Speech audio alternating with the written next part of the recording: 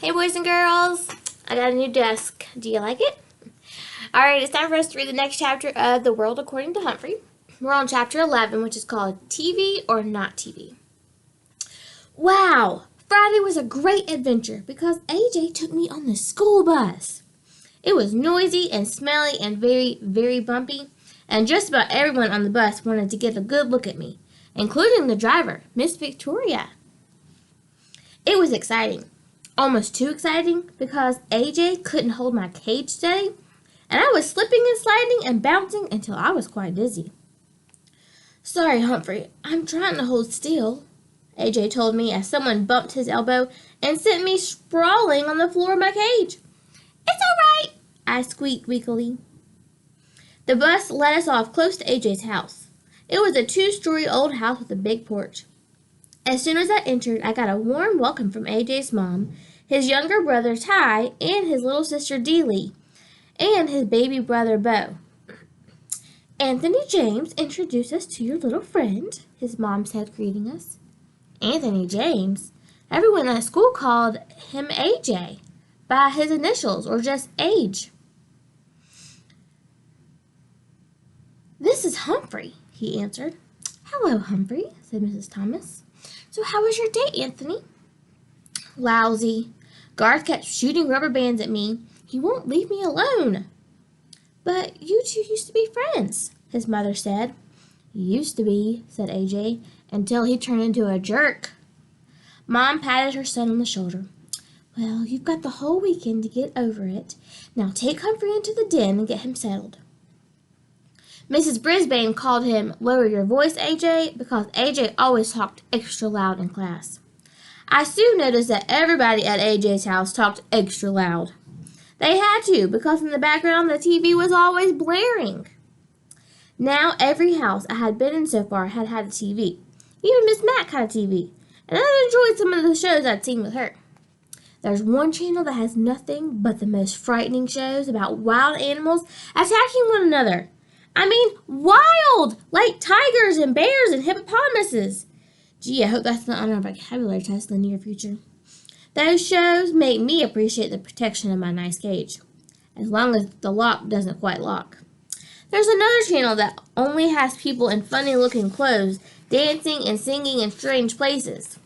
It makes me glad that I have a fur coat and I don't have to figure out what to wear every day. Mostly I like the cartoon shows.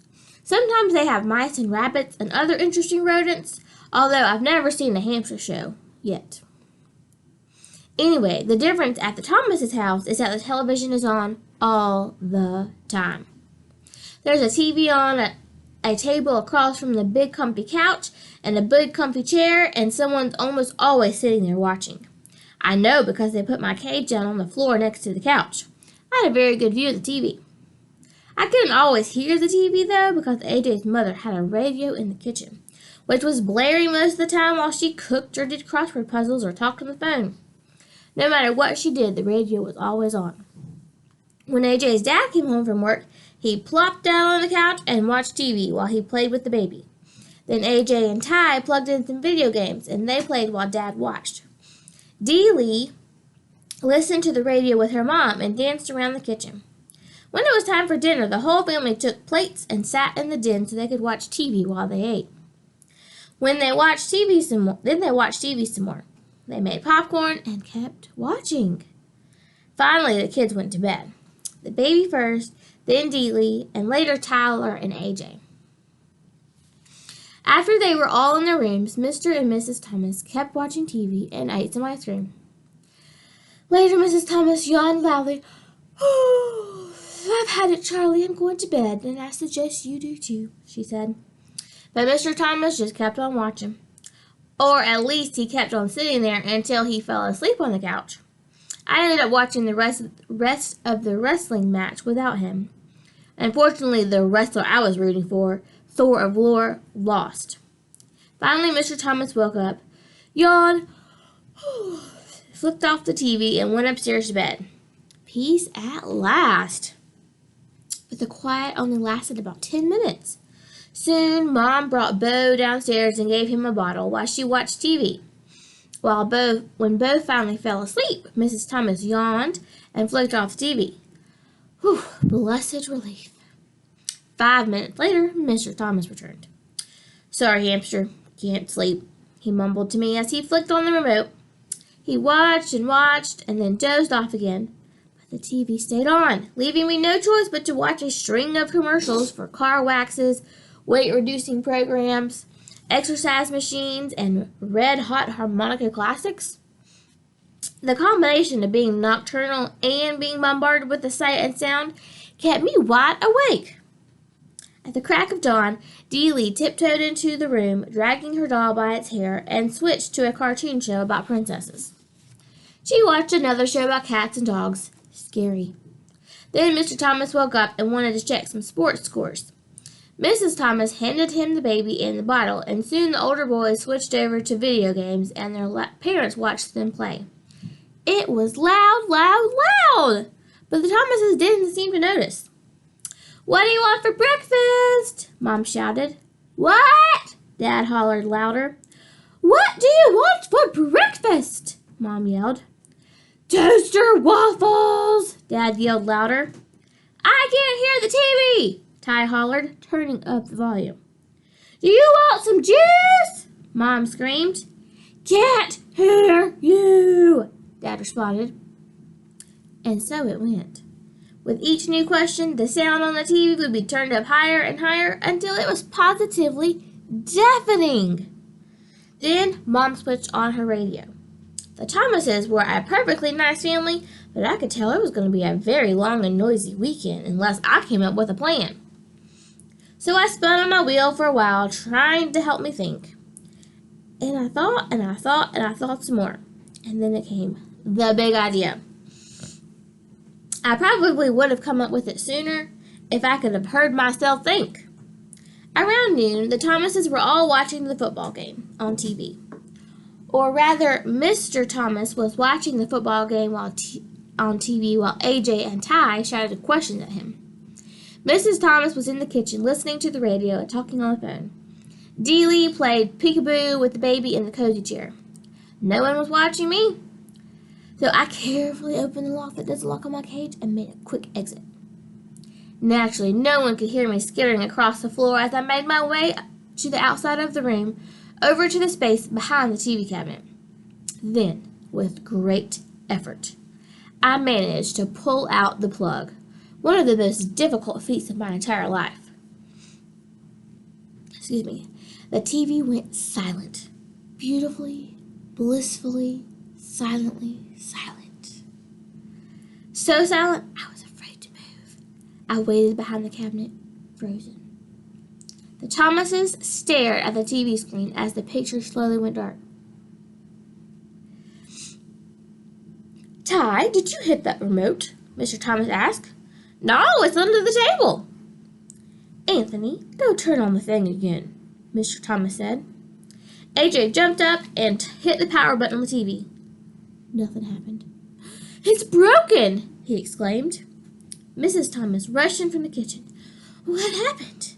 Mr. Thomas explained that the TV had gone off, and they discussed how old it was. 5 years. Whether it had a guarantee, no one knew. And if Mr. Thomas could fix it, he could. Everything was fine, and it just went off, just like that. I guess we better take it to get it fixed, Mr. Thomas said. How long will that take? Dealey asked in a whiny voice. I don't know, her dad replied. How much will it cost? Mrs. Thomas asked. Oh, yeah, her husband said. I forgot. We're a little low on funds right now. The baby began to cry. I thought the rest of the family might start crying too.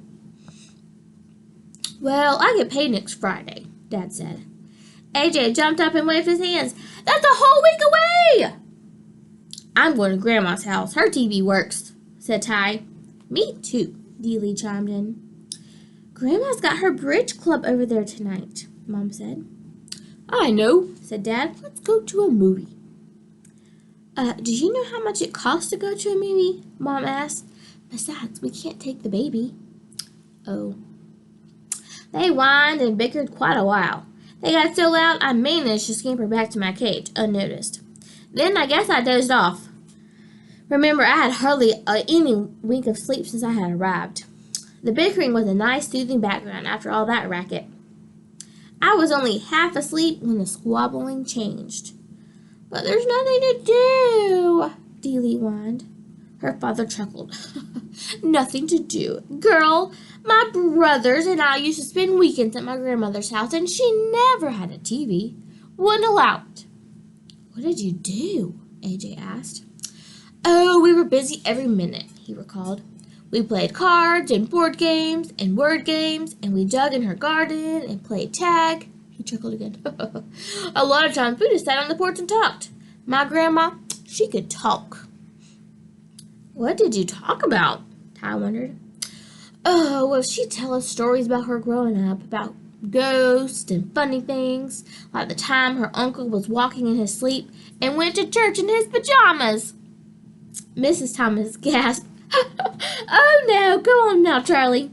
I'm just telling you what she told us. He woke up in the middle of service, looked down, and there he was in his blue and white striped pajamas.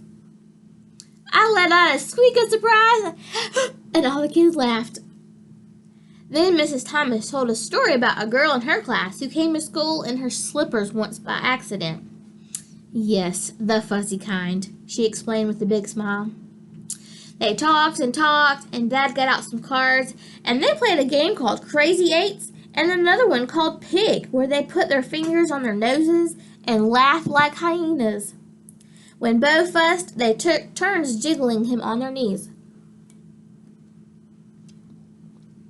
After a while, Mrs. Thomas gasped, Goodness sakes, it's an hour past your bedtimes. The children all groaned and asked if they could play cards tomorrow. And in a few minutes, all the Thomases had gone to bed, and it was quiet for the first time since I had arrived. All right, boys and girls, that was the end of chapter 11. I'll read chapter 12 tomorrow. It is called Peace Breaks Out. I hope you have a wonderful afternoon. I love you.